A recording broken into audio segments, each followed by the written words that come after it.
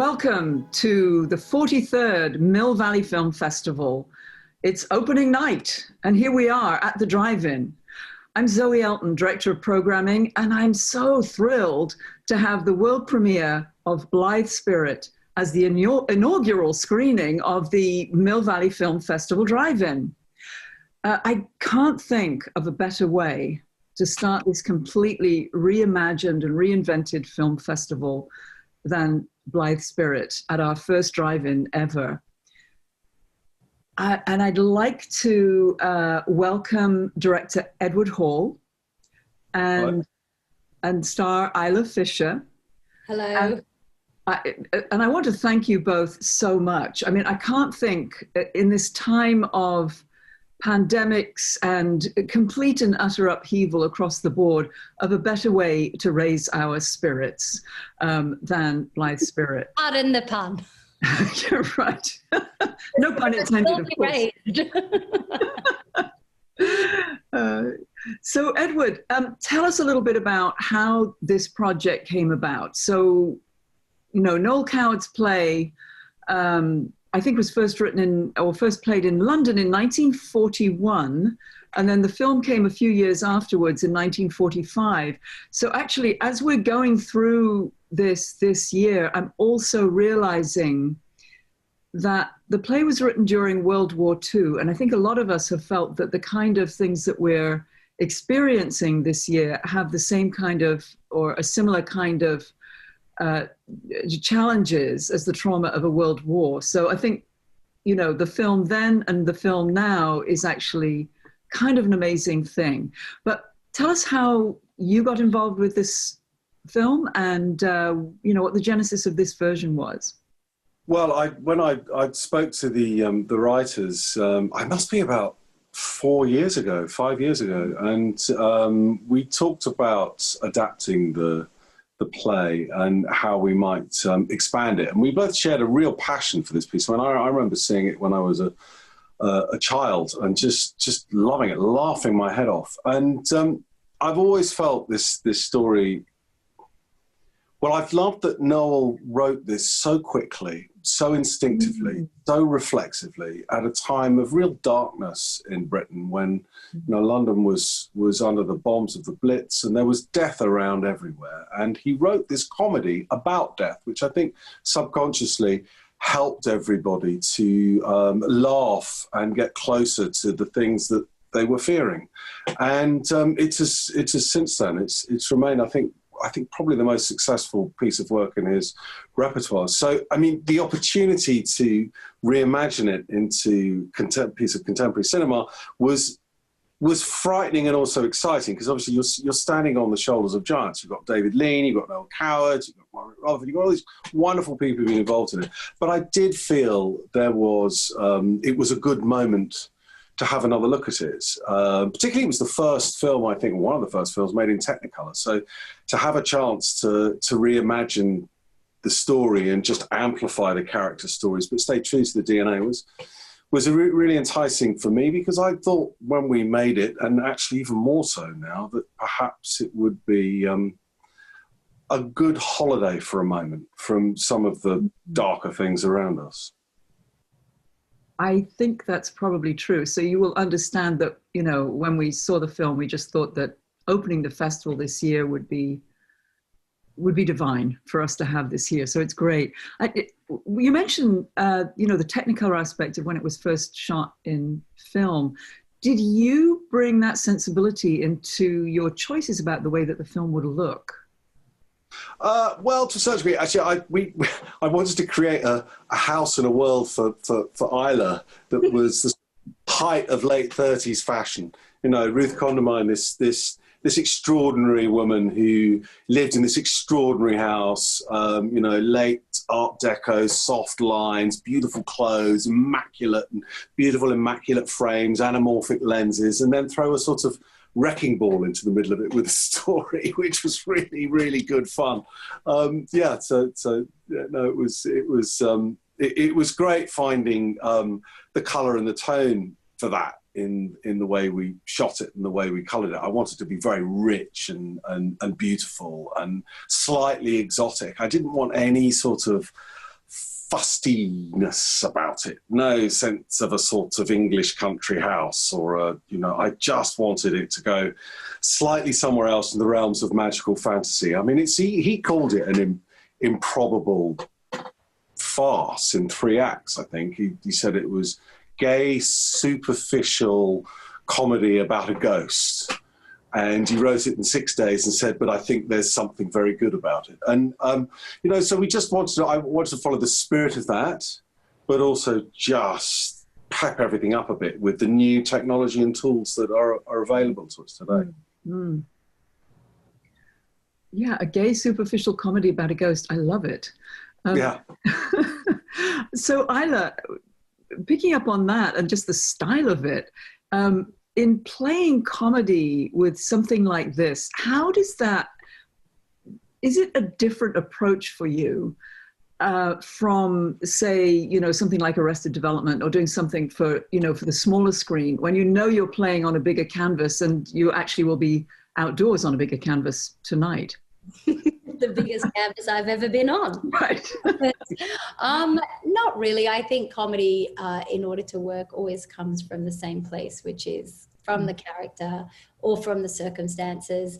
And with someone like Ed, it was such a breeze because Ed had a really clear vision for what he wanted to make. And he was sort of born to do this, unlike a lot of directors that one feels like there's a panel of suits advising them. But Ed was so good with the physical comedy. He was so open to me saying, can I jump on top of Charles in this moment, even though it's not exactly period and it's not exactly how one imagines this, but this would be fun. And Ed is just one of these very collaborative, even though he has always got better instincts than me, he lets me do my version occasionally. Always true, all the actually. time. No, it's That's true. fine. And no, you're brilliant. So I kept true to, we kept it within the style, but we opened up the comedy. It feels a little more fresh. There's a little more, there's all the witticisms. Obviously, the characters are incredibly sophisticated and the language is so brilliant. But we also added, I think, some modern fun, which is going to be much needed right now. I've got to add in here the working with Isla. Yes, she's right. I would always have a very clear idea of a roadmap of something. But then, she would always, in every single scene, it seemed to me, do something that not only surprised me, but that surprised herself. I could always feel her thinking, what could I do that I wouldn't expect myself to do, let alone the character to do that? And so you always get these wonderful kind of left field moments and never afraid to try things out, which was just joyful for me, really joyful. Thank you. There was nothing sort of tight and buttoned up about it. It was very kind of free, liberated, and I love it. Thank you, Ed. Well, I suppose it's difficult because the character Ruth is a little stuffy and predictable in the text. And I knew Ed wouldn't have cast me if that's how he wanted her. So I was caught between sort of doing my own shtick, but within the parameters of the story and the character.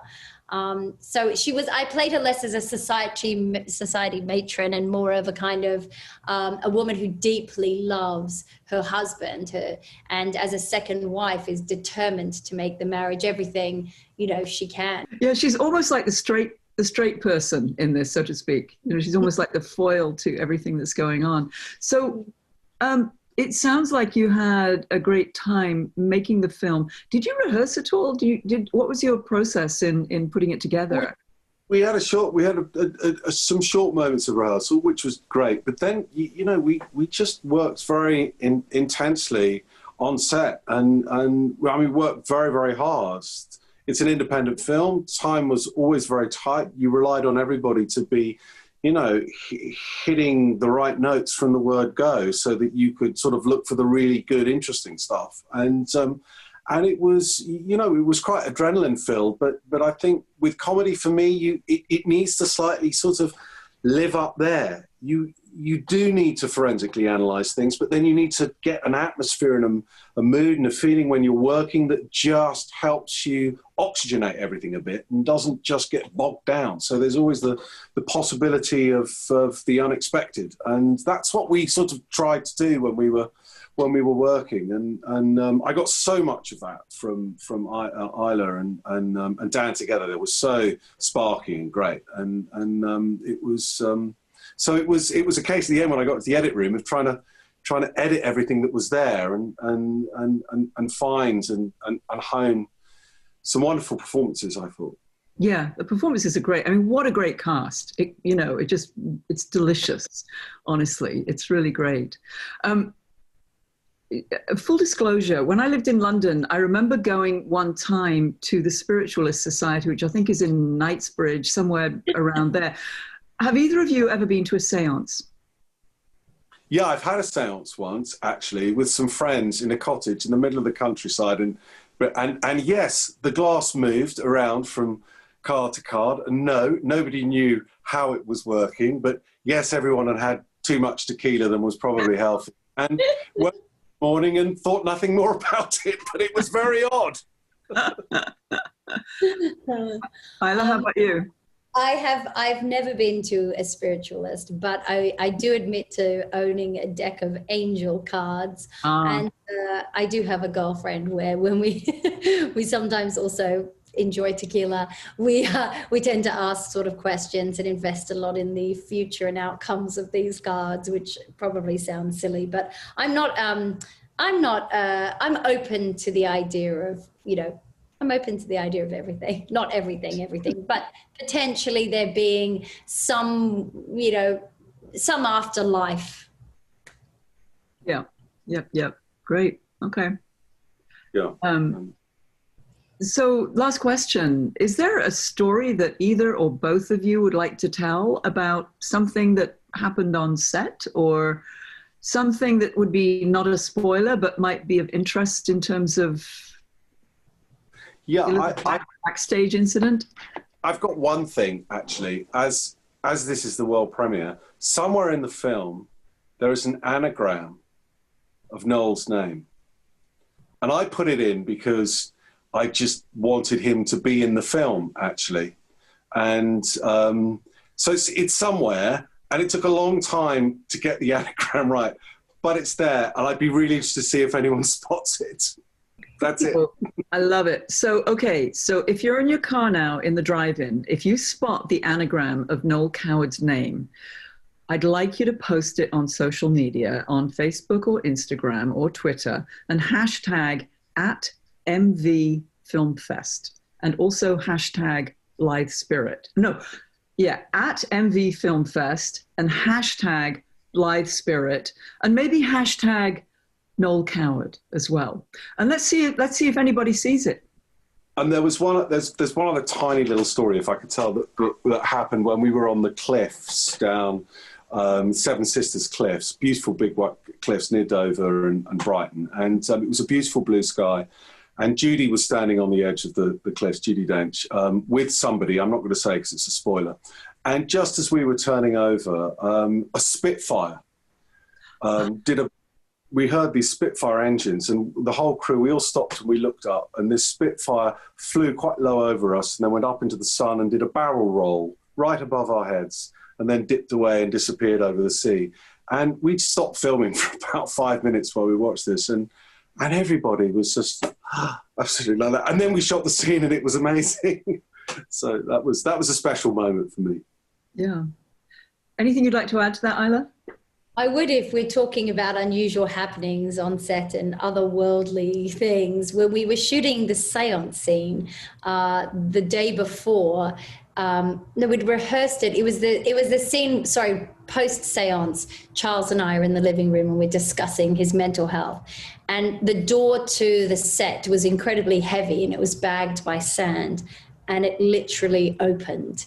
And Leslie, who plays Elvira, myself, and Dan, we all sort of froze.